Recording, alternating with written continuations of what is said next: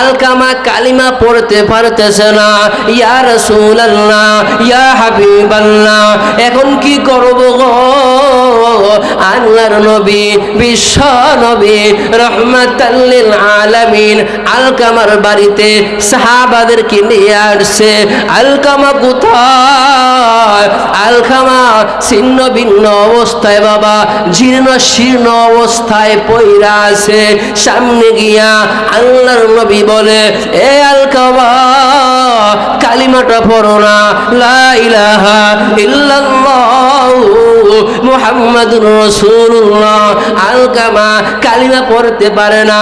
আল্লাহর নবী আলকামাকে, আলকামার যে সাথী সফর সঙ্গীরা ছিল, বন্ধু বান্ধব ছিল, এ আলকামার বন্ধুরা, আলকামার মা আসেনি, বলে ইয়া রাসূলুল্লাহ, ইয়া হাবিবাল্লাহ, আলকামার মা আছে, বলে যাও আলকামার মারে নিয়ে আসো। এক সাহাবা আলকামার মারে নিয়ে আসছে, লাঠির মধ্যে ভর কইরা কইরা ঘরের মধ্যে প্রবেশ করছে, নবীকে সালাম দিছে, আসসালামু আলাইকা ইয়া রাসূলুল্লাহ, আসসালামু আলাইকা ইয়া হাবিবাল্লাহ। আল্লাহর নবী, বিশ্ব নবী, রাহমাতাল লিল আলামিন আলকামার মাকে বলে, আলকামার মা গো, তোমার সন্তান যে কোনো সময় মৃত্যু চলে আসবে, জানটা চলে যাবে, তোমার সন্তান কালিমা কেন পড়তে পারে না? আরে চোখ দিয়া টপ টপ, চোখ দিয়া ঝরনার মতো পানি ছাড়তেছে, জমিনের মধ্যে পানি পড়তেছে।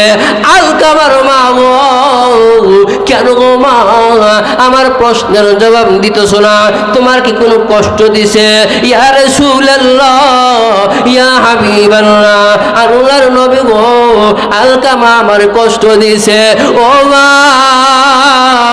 তোমার মনে আলকামা কষ্ট দিছে, এই জন্য বিদায় বেলায় তার জবান দিয়া কালিমা আসতেছে না।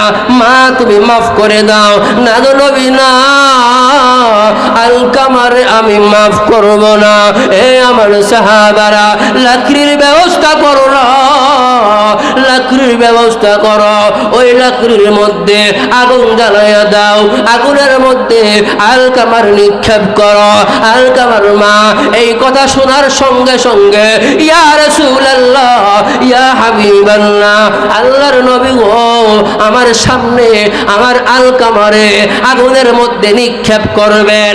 আমি 10 মাস 10 দিন গর্ভে ধারণ করেছি ও নবী, ঠিক মতো খাইতে পারি নাই, ঠিক মতো ঘুমাইতে পারি নাই, এমন আদরের সন্তান শয়তানের কুমন্ত্রণার মধ্যে পইরা আমি মার কষ্ট দিছে, এই জন্য আপনি আগুনের মধ্যে ফালাইয়া দিবেন। না গো নবী, না,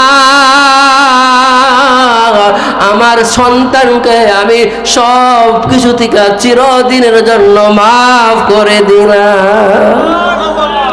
নবী গো, মাফ করে দিলাম আমার সন্তানরে, মাফ করে দিলাম। সঙ্গে সঙ্গে কালিমা পড়তেও আর দেরি হয় নাই, জানটা যাইতেও আর দেরি হয় না। এ আয়াতটা শেষ করতে পারবো না। ওয়ালা তানহারহুমা, মাকে ধমক দিও না।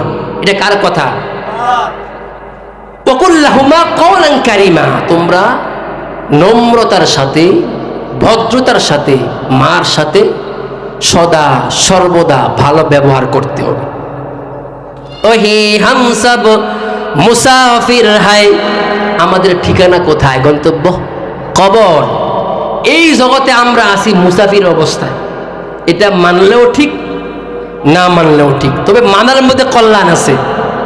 এই দুনিয়াটা আমাদের জন্য মুসাফির খানা, এটা মানা কল্যাণ।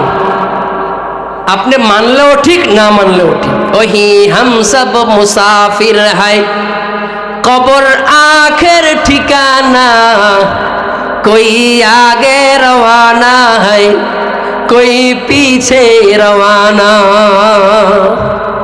কেউ আগে যায়, কেউ আবার পরে যায়। বাবা, দুনিয়ার মধ্যে বাবার আগে সন্তান আসতে পারে না। বাবার আগে সন্তান আসে? নিজাম আছে, নীতি আছে। বাবার আগে সন্তান আসতে পারে না। বাবার পরে সন্তান দুনিয়ার মধ্যে আসার রীতি নীতি নিয়ম কালচার আল্লাহ প্রদত্ত নিয়ম এটা। ও বাবা, যাওয়ার বেলায় কিন্তু কোনো নিয়ম মেনটেন করা হয় না। সন্তান আগে যায়, সন্তানকে বলে তুমি দাড়ি রাখো না কেন? আরে এখন তো বাবাই দাড়ি রাখে নাই, আমি আবার কেন দাড়ি রাখবো? আগে বাবা দাড়ি রাখো, তারপর আমি দাড়ি রাখবো। মানে বুঝায় আগে তো বাবা মৃত্যু, আগে বাবার মরণ, তারপরে আমার মরণ। বাবাই তো দাড়ি রাখে নাই, আমি আবার কেন দাড়ি রাখবো? সন্তান সে জানে না তার মৃত্যু কখন, তার বাবার মৃত্যু কখন। সন্তানের কাঁধের মধ্যে বাবার লাশ, সবচাইতে বেদনা হইল বাবার কাঁধের মধ্যে সন্তানের লাশ। বাবারে, ও বাবা, পর্দার আড়ালের মা গো, হাতে দইরা পায়ে দইরা বইলা যাই গো মা, আল্লাহকে ভুলা চলবে না, আল্লাহকে স্মরণ রাখতে হবে। ও মা, ও মিজি এলাকার মা গো, যেই ঘরের মধ্যে লাল শাড়ি পইরা আইছো গো মা, এমন সময় আসবে গো তোমার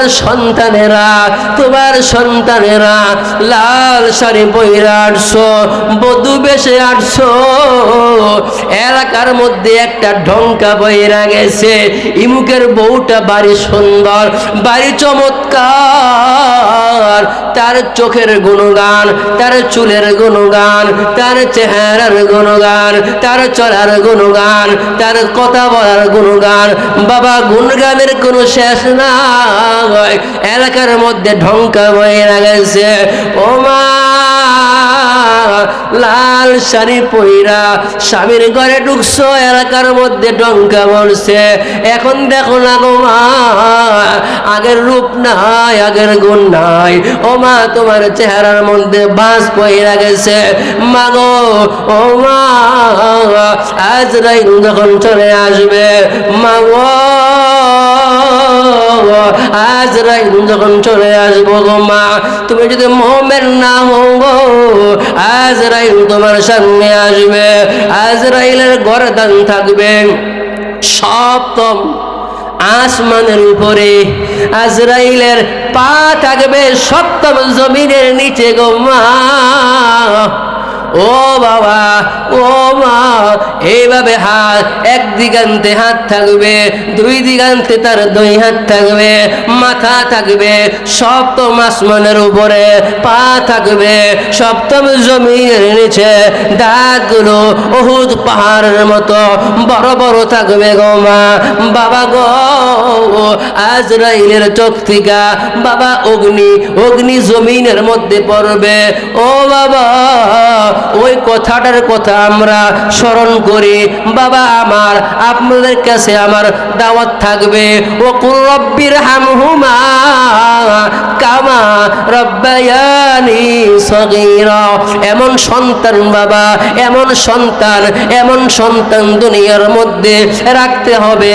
দারুস সুন্নাহ মুশফিকুল কোরআন মাদ্রাসার মধ্যে এমন সন্তানকে দিবেন যে সন্তান আপনি মৃত্যুর পরে দোয়া করতে পারে, ও কুল রব্বির হামহুমা কামা রব্বায়ানি সগীরা। এমন সন্তান দুনিয়ার মধ্যে রাইখা যাবেন যে সন্তান আপনি মৃত্যুর পর আপনার জিন্দেগির শেষ জানাজার নামাজটা পড়াইতে পারে। বাড়ির মানুষগুলা পাশারের মতো চলে আসবে, আপনার কবর সামনে দাঁড়াইয়া দাঁড়াইয়া সূরা ইয়াসিন তেলাওয়াত করবে। ইয়াসিন ওয়াল কুরআনিল হাকীম। এমন সন্তান রাখার দরকার আছে কি নাই? আছে তো। যে সিনার মধ্যে কোরআন আছে ওই সিনার মানুষ নাস্তিক হয় না। যে সিনার মধ্যে কোরআন আছে ওই কোরআনওয়ালা সিনার মানুষ নাস্তিক হইবে না। এই বলে আমি আমার কথা দীর্ঘায়িত না করে শেষ করতেছি। যা কিছু বললাম, যা কিছু